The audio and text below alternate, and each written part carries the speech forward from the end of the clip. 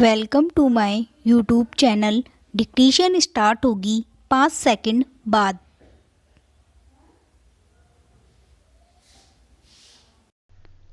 Supreme court की bench ने Bilkis Bano case के 11 दोषियों की सजा में गुजरात सरकार द्वारा की गई कमी और रिहाई को गलत ठहराते हुए उन्हें सरेंडर करने को कहा है।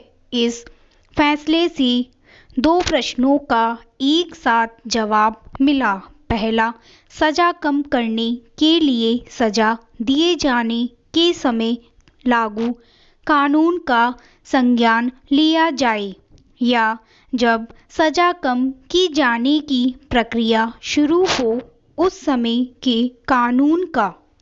दरअसल गुजरात सरकार ने इन्हें छोड़े जाने का आधार वर्ष 1992 के प्रावधान माना था, क्योंकि इन्हें सुप्रीम कोर्ट से सजा सुनकर 2008 में हुई थी। लेकिन उसी राज्य गुजरात ने सन 2014 में नए प्रावधान लागू किए, जिसके तहत उम्र कैद के कैदी की रिहाई के लिए केवल उसका 14 साल जेल में रहना काफ़ी नहीं है, बल्कि 5 अन्य आधार भी देखे जाने चाहिए। इनमें सबसे प्रमुख है, अपराध क्या व्यक्तिगत कृत्य है या ऐसा सामूहिक अपराध जो समाज की चेतना को झकझोरता है। अपराध की प्रकृति सांप्रदायिक घृणा थी।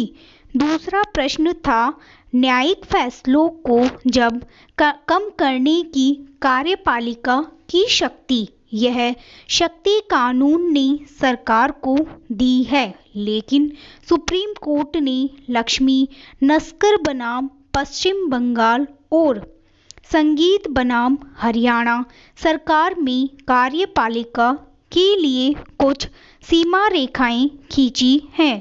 कल के फैसले में एक बार फिर सरकार को उनकी याद दिलाई गई। कोर्ट ने कहा कि रिहाई करते वक्त सरकार ने दिमाग का इस्तेमाल नहीं किया। फैसले के अनुसार 13 मई 2022 को इस कोर्ट में तथ्यों को छिपाकर गलत आदेश पारित कराया गया। कोर्ट ने कहा कि रिहाई का अधिकार महाराष्ट्र सरकार का है, न कि गुजरात सरकार का। अब देखना यह है कि क्या इन दोषियों की रिहाई के प्रयास महाराष्ट्र में दोबारा होंगे। तुलसीदास जी ने रामचरितमानस में कुछ प्रसंग बड़े विशेष रूप से लिखे हैं। वो केवल दृश्यों और पात्रों का ही वर्णन भर नहीं करते। उनकी ये खूबी है कि वो पंक्तियों के बीच में से कभी कभी गहन संदेश दे देते हैं।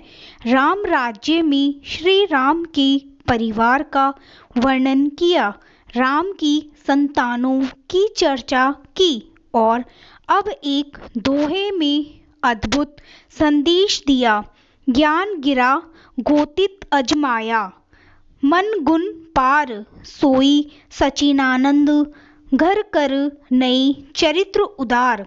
जो ज्ञान वाणी और इंद्रियों से परे और अजन्मा है और माया मन और गुणों के परे है, वहीं सचिनानंद घर भगवान श्रेष्ठ नर लीला करते हैं।